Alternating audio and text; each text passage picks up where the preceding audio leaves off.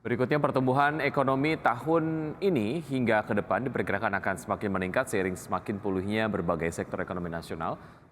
Kepala BKF Kemenkyu menjelaskan berbagai modal pertumbuhan ekonomi nasional diperkirakan masih akan tumbuh meski situasi global masih penuh ketidakpastian.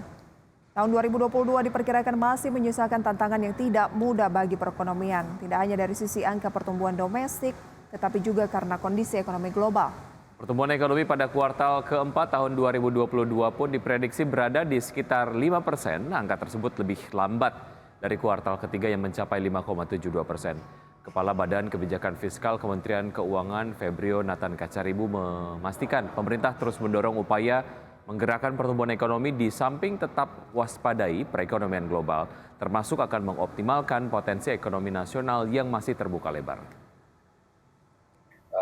Transformasi struktural dari perekonomian kita, khususnya bagaimana kita menciptakan nilai tambah lebih banyak di Indonesia dengan melanjutkan program-program hilirisasi dari produk-produk yang kita produksi dalam negeri, dan ini bahkan juga sebagian banyak juga merupakan berorientasi ekspor, sehingga ini bisa menjaga perekonomian Indonesia walaupun di tengah ketidakpastian yang semakin tinggi di tahun 2023 nanti.